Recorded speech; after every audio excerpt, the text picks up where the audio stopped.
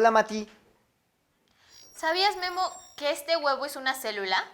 No, ¿en serio? ¿Cómo lo sabes? Investigando, Memo. Investigando. ¿De qué otra manera se pueden saber cosas? ¿Y cómo descubriste que el huevo es una célula y no un pollito que no nació? En clase de biología, el profe dijo que todos los organismos vivos en este planeta están conformados por células. Y pues me intrigó mucho. Así que me puse a investigar un poco más. ¿Y qué descubriste, Mati? Pues que sí, en este planeta todo aquello que tiene vida es porque tiene células. Incluso hay organismos que solo tienen una célula, como las bacterias, pero organismos más complejos como los animales, las plantas y los seres humanos. Estamos formados por millones de ellas. O sea que somos muchas células. ¿Todo mi yo es un conjunto de células? Sí, todo tu tú es un conjunto de células que trabajan de manera ordenada para que puedas ser tú y solo tú. Entonces, Mati, el origen de la vida es la célula. Se ha resuelto el dilema del huevo y la gallina. Todo este tiempo ha sido el huevo. Ay, Memo, tú lo vas a limpiar, ¿eh? Y sí, el huevo es una célula macroscópica, lo que significa que es visible al ojo humano. Pero la gallina es un conjunto de muchas células microscópicas. Oye, Mati, ¿y todas las células son iguales? ¿O cómo anda el asunto? Todas las células de mi ser son idénticas. ¿Eso es lo que me hace ser? ¿Y las células de un perro o un elefante son células específicas de un perro y un elefante? Ay, son muchas preguntas, Memo. ¿Qué te parece si vamos a investigarlas? De seguro nuestros amigos de Al 100 con la Ciencia, un programa que fomenta la creatividad, estimula el desarrollo continuo y fortalece todos los aprendizajes, estarán interesados en saber qué onda con las células. Pues al final de cuentas, nos incluye a todos. Vamos por el átomo, el universo y todo lo que hay en medio. Desde una larva hasta un ser humano, los seres vivientes estamos formados por la misma estructura, las células. La célula es la unidad mínima de la vida y puede alimentarse, crecer y reproducirse. Cualidades que le permiten agruparse para formar distintos tipos de tejidos y órganos como la piel y los huesos. Algunas criaturas como las bacterias se componen de una sola célula. A este tipo de organismos se les llama unicelulares y pertenecen al grupo de células procariotas. Este tipo de células se caracterizan por tener una estructura interna simple. No tienen núcleo definido, por lo que su material genético se encuentra extendido por todo el citoplasma. Son células bastante antiguas y asexuales, lo que significa que no necesitan de otro organismo para reproducirse. Se reproducen mediante un proceso llamado fisión binaria, donde el cromosoma se replica. Las copias migran a lados opuestos de la célula y ésta se divide. Por otro lado, hay organismos más complejos llamados pluricelulares, y son todas aquellas formas de vida cuyos cuerpos están compuestos por una diversidad de células que yacen organizadas y jerarquizadas para cumplir funciones específicas. Estas células forman parte del grupo de células eucariotas y se caracterizan por contar con un núcleo donde se encuentra el material genético. Para formar organismos pluricelulares es necesaria la reproducción que permite el intercambio de información, favoreciendo la evolución mediante una variación genética que claramente es ventajosa para la adaptación de las especies. Existen millones de ejemplos de organismos pluricelulares en el mundo. Empecemos por los animales. Todos aquellos que se desenvuelven en ambientes terrestres o marinos, que son voladores, vertebrados e invertebrados, e incluso los reptiles y los insectos, son parte de este grupo. No olvidemos a las plantas, los hongos, algunos parásitos y nosotros mismos, los seres humanos. Somos pluricelulares de células eucariotas. Las células no descansan. Trabajan día y noche y de manera coordinada para que el cuerpo realice sus funciones metabólicas y pueda llevarse a cabo el reemplazo de células viejas con células nuevas.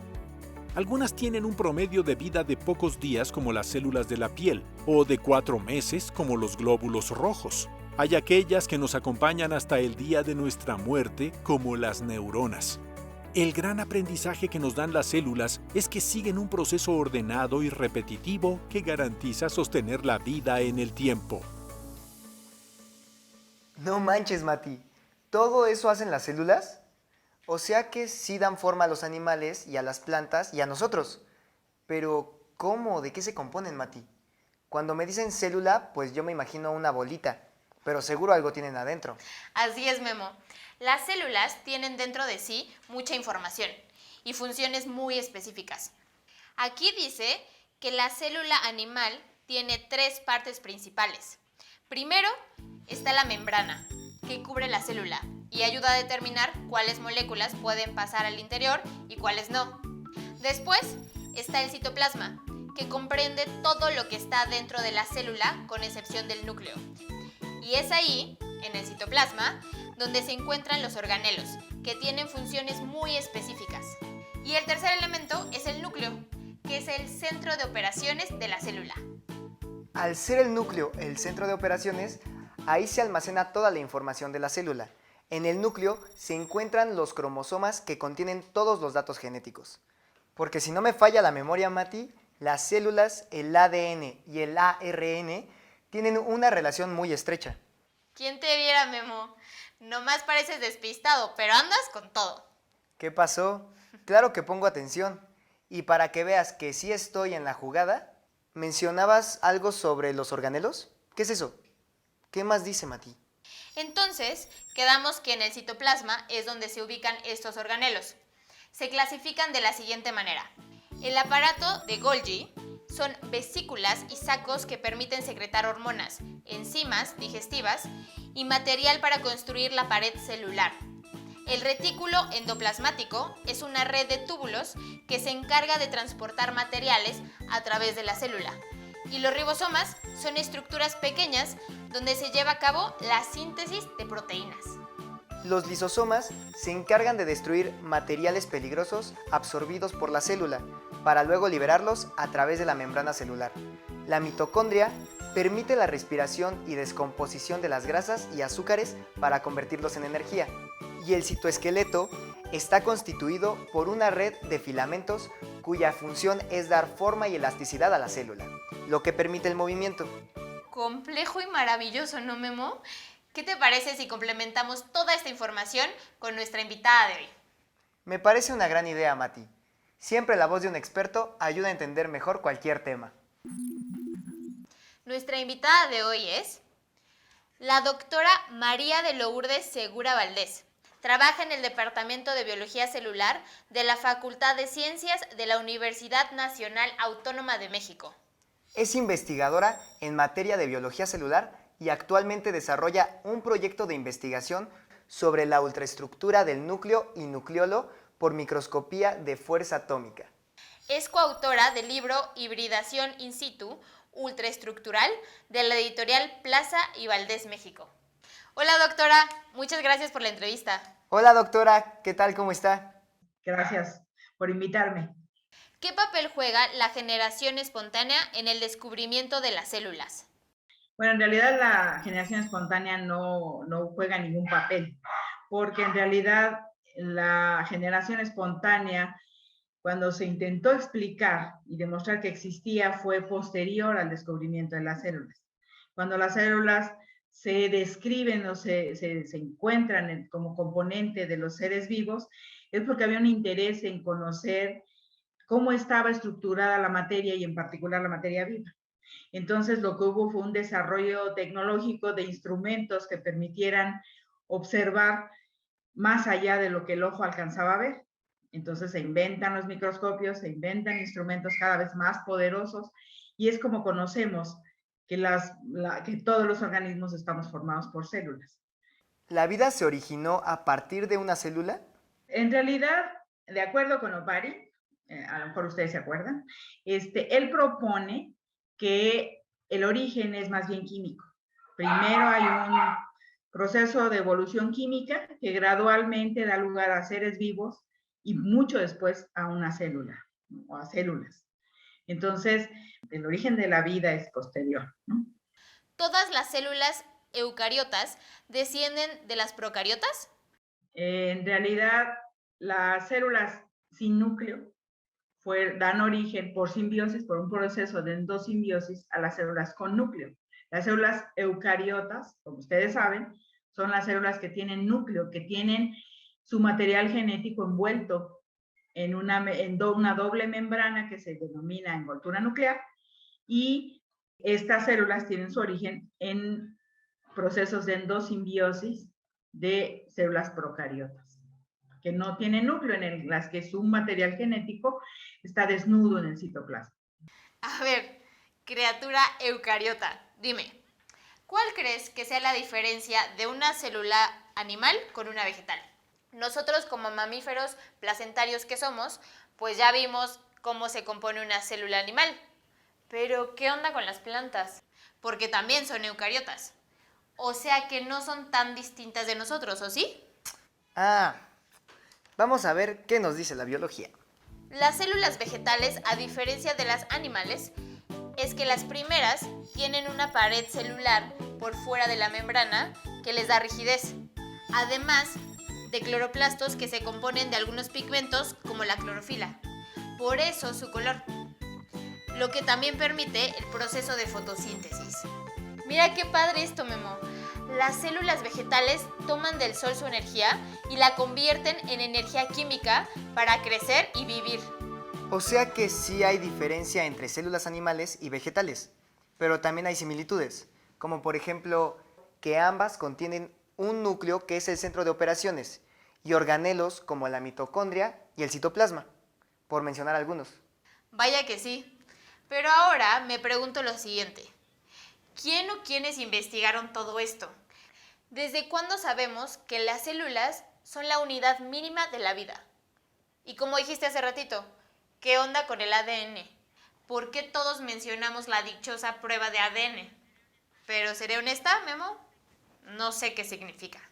Es cierto, Mati, la palabra ADN la usamos hasta en la sopa, pero no sabemos qué significa ni qué función tiene.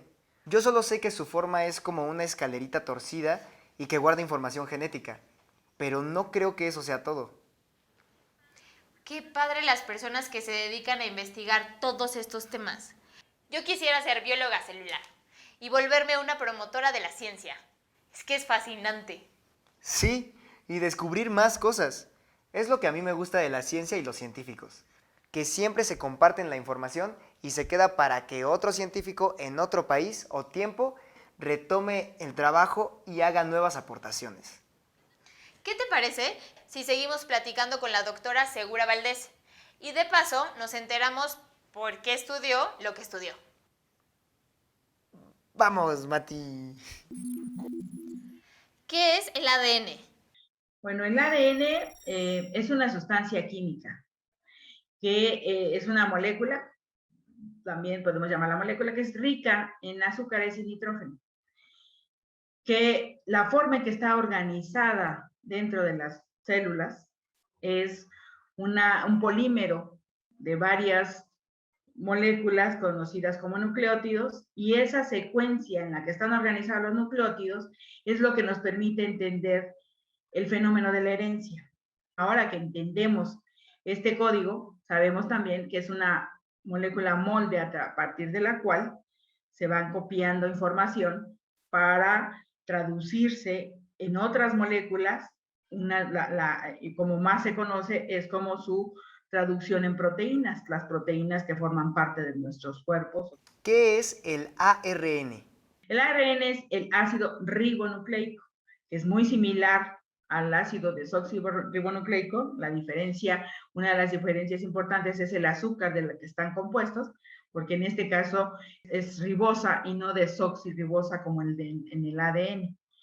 También es rica en nitrógeno y tiene una secuencia, pero en el ARN la hebra es una sola hebra y es la molécula intermedia entre el ADN y, en muchos de los casos, las proteínas en las que se traduce. ¿Qué la motivó a ser bióloga celular? La biología es una carrera que es más integral, ¿no? Que va más allá solo de estudiar la parte química o lo que podría ser la vida como la estudian los médicos, ¿no?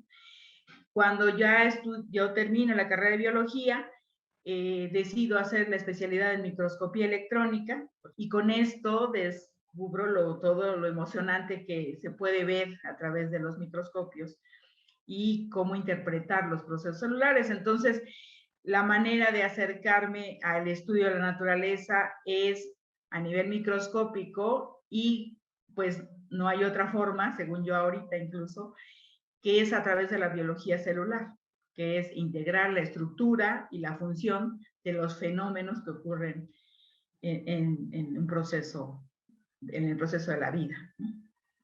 Su investigación sobre ultraestructura del núcleo y nucleolo por microscopía de fuerza atómica, ¿de qué se trata? En el laboratorio en el que yo estoy trabajando, nos interesa trabajar el núcleo, el material genético, cómo se organiza y cómo hay estructuras y moléculas que nos indican si una célula se está expresando o no, en qué momento, qué regiones del núcleo están activas o inactivas. Y lo hacemos acercándonos con diferentes técnicas de microscopía, marcando moléculas, etcétera. Sin embargo, tuvimos la oportunidad, ya por finales de los 90, se inventa una nueva generación de microscopios en los que no hay lentes ni fuente de iluminación. La imagen se forma a través de una punta muy fina que barre la superficie de la muestra, igual que lo hacen los discos de acetatos que hoy han vuelto a estar de moda, ¿no? Entonces hay una aguja que recorre la superficie de la muestra y en el surco del disco hay una información que a nosotros llega como música. Es algo similar. Nos vemos, doctora. Muchas gracias. Adiós, doctora. Gracias. Adiós, Mati. Adiós, Memo. El estudio de las células es también un estudio de nosotros mismos y de cómo somos parte de una misma estructura. Al final, un árbol y yo no estamos tan alejados. Es más bien la manera en cómo se acomoda la información celular lo que nos da la forma. Sí, Mati. Ya nos toca entender que los seres humanos no estamos alejados de la naturaleza. Somos parte de ella y las células lo demuestran. Quiero saber más, Memo. ¿Te gustaría saber más sobre lo que estamos hechos? Pero por supuesto, Mati. Quiero alimentar a mis neuronas con conocimiento. En la actualidad, y gracias a los avances y observaciones científicas, sabemos que todas las células comparten características biológicas debido a que poseen estructuras internas comunes como reproducirse, regular su nutrición, transportar energía e intercambiar sustancias con el medio. Pero, ¿cuál es la historia detrás de todo este descubrimiento que incluye a todos los organismos del planeta que, sin excepción, estamos conformados de células? Desde las civilizaciones antiguas, el ser humano se ha preguntado sobre el origen de la vida y de qué está conformado el ser humano y todo lo que le rodea. Es hasta el siglo XVII, gracias a las aportaciones de Robert Hooke, quien abrió las puertas a un nuevo mundo más allá de nuestros sentidos, donde son necesarios instrumentos especiales para poderlo ver. El mundo microscópico. Robert Hooke fue un físico y astrónomo inglés. Descubrió las células observando en un microscopio una laminilla de corcho. Se dio cuenta que esta laminilla estaba formada por pequeñas cavidades poliédricas que le recordaban las celdillas de un panal. De ahí la palabra célula, que viene del latín y significa celda. Gracias a sus observaciones, Hooke se convierte en el fundador de la citología, ciencia que estudia las células y permite entender mejor la maquinaria de la vida. En su libro Micrografía, de 1665, relata 50 observaciones microscópicas con detallados dibujos. En esta obra aparece por primera vez la palabra célula. Casi a la par de Hooke, un vendedor de telas holandés llamado Anton van Leeuwenhoek también se internaría en el mundo de lo microscópico. Develó la existencia de las bacterias, los espermatozoides y los glóbulos rojos en la sangre. Por esto se le considera el padre de la microbiología. Ya entrado el siglo XVIII, los alemanes Theodor Schwann y Matthias Jakob Schleiden formularon el primer principio de la teoría celular que dicta que todos los seres vivos estamos formados por células, desechando de una vez por todas la teoría de la generación espontánea que había imperado hasta esos días. Aún se sigue investigando sobre la vida celular. Sin embargo, se cree que todas las células tienen su origen en las procariotas, que fueron los primeros organismos unicelulares que poblaron el planeta y están con nosotros desde hace más de 3.700 millones de años, lo que nos acerca un paso a descubrir el origen primigenio de la vida. Imagínate, Mati, ningún estudio sobre la célula hubiera sido posible sin la invención del microscopio. Esto muestra cómo hay un círculo virtuoso donde la ciencia impulsa la tecnología y la tecnología permite avanzar más en la ciencia. No deja de maravillarme todo lo que puede hacer el plantearnos preguntas, porque justo para responder esas preguntas es que hacemos uso del ingenio, de la creatividad y de la imaginación. Y así es como inventamos aparatos, hacemos tecnología. Somos la única especie que tiene esa cualidad. Pero a ver, Mati, entonces, para decirlo en voz alta y acorde a lo que nos compartió la doctora Segura Sandoval, ¿qué quedamos que es el ADN?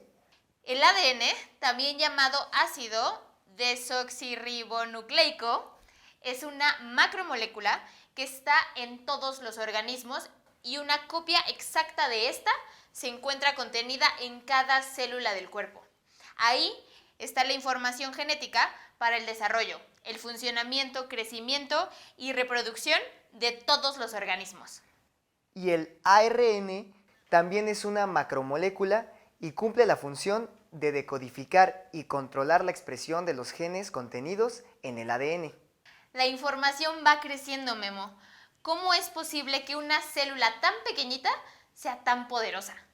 Una celulita por sí sola tal vez no tanto, pero la unión hace la fuerza. Y en conjunto pueden hacer grandes cosas, como nosotros. ¿Sabías que la alimentación influye mucho en nuestro organismo y por tanto en nuestras células? Las células necesitan energía y al final para eso comemos, para darles energía y así cada órgano pueda cumplir con sus funciones. Pero si andas con todo, ¿eh, Memo? Y entonces, ¿cómo puedo cuidar mis células?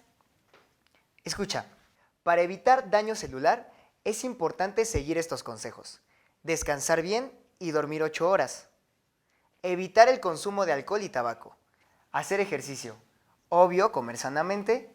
Dejar de lado los alimentos procesados. Entre más vegetales y frutas, mejor. Tomar agua con regularidad y bueno, tratar de no estresarnos de a gratis, porque el estrés mata a las células. La verdad es que no es cosa del otro mundo cuidar nuestra salud celular. Y es que sí, si yo me enfermo, es que algo no anda bien con mis células. Lo importante, además de cuidar nuestra salud celular, es que si algún día queremos ser papás o mamás, pues qué mejor que estar sanos celularmente para que nuestros hijos hereden también células sanas y darles mayores probabilidades de sobrevivir. ¿A poco quieres ser papá, Memo? Qué escondidito te lo tenías, ¿eh? Bueno, no ahora, pero si algún día me dan ganas de serlo, pues estar preparado con un cuerpo sano, porque cuerpo sano, células sanas.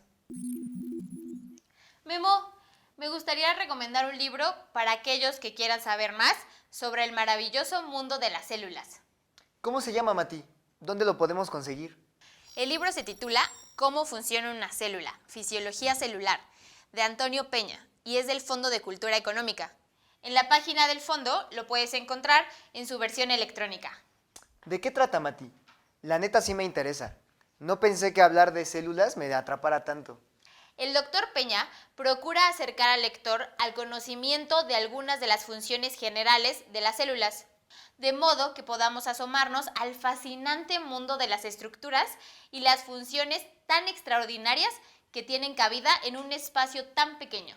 ¿Quién diría que un mundo tan microscópico es enorme? Así es, Memo. De todas las cosas que el ser humano ha inventado, el microscopio es de lo más revolucionario, pues nos dio entrada a un mundo que no podría haber sido descubierto sin la tecnología. Amigos, si quieren quedar encandilados así como lo estamos Mati y yo, no olviden seguirnos en nuestra página de Facebook de Jóvenes en Casa.